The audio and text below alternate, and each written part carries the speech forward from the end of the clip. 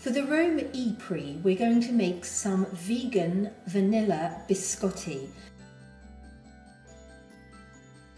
So the first thing you need to do is preheat the oven to 350 degrees Fahrenheit, that's 180 degrees centigrade, gas mark 4 or 160 degrees if you have a fan oven. You then need to line a baking tray with some greaseproof paper. You need to measure out 2 tablespoons of flax seeds, and then you need to put them into a grinder and grind them into a fine powder. In the absence of flax seeds, I'm actually substituting chia seeds. You put your flax seeds into a bowl, and then you need to add 175 milliliters of almond milk or vanilla soya milk or any other plant-based milk that you'd like. Once you've added the milk, simply whisk them up.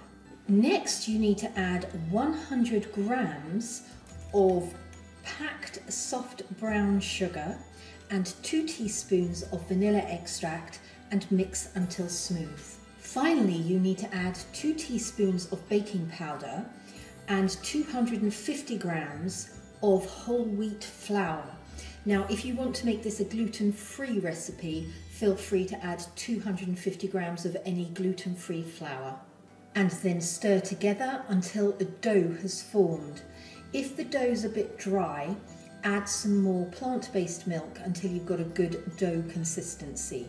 Once the dough has come together, just give it a quick knead until it resembles a stiff dough. Then simply pop onto the greaseproof paper on the baking tray and form into a rectangle 12 inches by 4 inches. Once the dough is in the baking tray, simply pop into the preheated oven for 20 minutes. After 30 minutes, take your biscotti out of the oven and leave to cool for 10 minutes. After 10 minutes, transfer the greaseproof paper and the cookie dough onto a chopping board and, taking a serrated knife, press down and cut the biscotti into slices. Just press down with the knife, don't make a sawing action because the biscuit mixture is still quite crumbly at this stage. Once you've cut them up, place them on another baking sheet, cut side up, and then you need to place them back in the oven for about 20 minutes, turning them after 10 minutes until you've reached the desired crispiness, apparently, according to the recipe.